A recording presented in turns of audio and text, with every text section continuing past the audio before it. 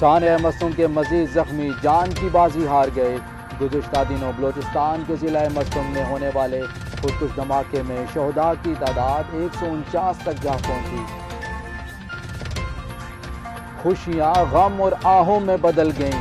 حیدرآباد میں باراتیوں کی بس المناک حادثے کا شکار، 17 افراد جاں بحق جبکہ 13 زخمی ہو گئے۔ ایران کے chief of army staff major general Mohammad Bagheri اعلیٰ وفد کے ہمراہ 3 روزہ سرکاری دورے پر اسلام آباد پہنچ گئے۔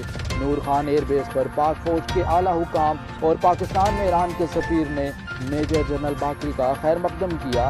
دورے کے دوران وہ پاکستان کے سول اور عسکری قیادت سے ملاقات کریں گے۔ ملاقات میں 2 طرفہ تعلقات، دفاعی تعاون اور دہشت گردی کے خلاف جنگ پر غور کریں گے۔ عام انتخابات 2018 کی حتمی تیاریاں مکمل۔ الیکشن کمیشن نے 22 کروڑ بیلٹ پیپرز کی چھپائی کا ہدف 16 دنوں میں مکمل کر لیا۔ پیپرز کی چھپائی پر 2 ارب سے زائد لاگت آئی ہے۔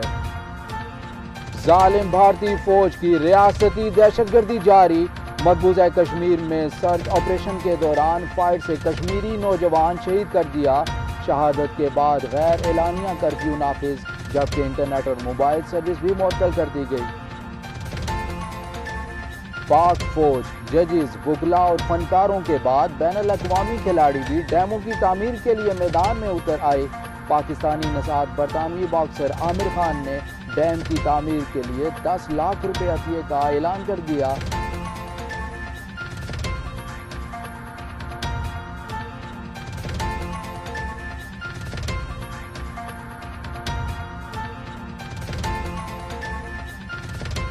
فی الوقت نیوز بلیٹن سے اتنا ہی۔ مزید تازہ خبروں اور اپڈیٹس کے لیے وزٹ کیجیے ہماری ویب سائٹ اقرا tv.pk۔